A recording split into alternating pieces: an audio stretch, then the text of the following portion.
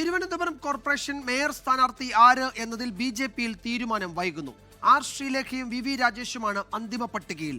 അതേസമയം സത്യപ്രതിജ്ഞയിൽ ചട്ടലംഘനം നടത്തിയെന്നാരോപിച്ച് 20 BJP Congress കൗൺസിലർമാർക്കെതിരെ CPM പരാതി നൽകി.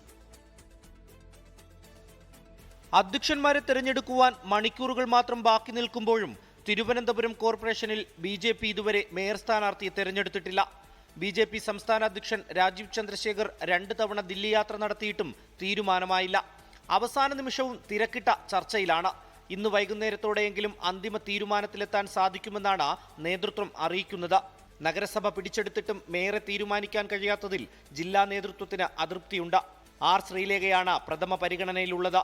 വി രാജേഷ്, കരമനാജിത്ത, VG ഗിരികുമാർ എന്നിവരും സാധ്യതാ പട്ടികയിലുണ്ട്.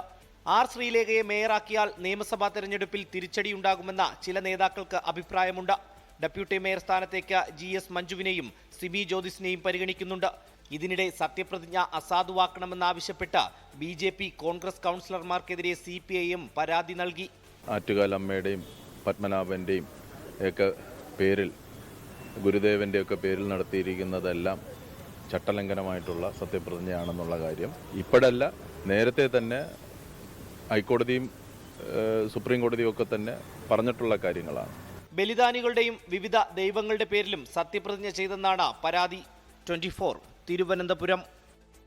ലോകത്തെവിടെയായാലും ഏത് സമയത്തും 24 വാർത്തകളും ഓഗ്മെന്റഡ് റിയാലിറ്റി പാക്കേജുകളും എക്സ്പ്ലെയിനറുകളും വിശദമായി കാണാൻ ഞങ്ങളുടെ YouTube ചാനൽ നിങ്ങൾക്ക് സബ്സ്ക്രൈബ് ചെയ്യാം.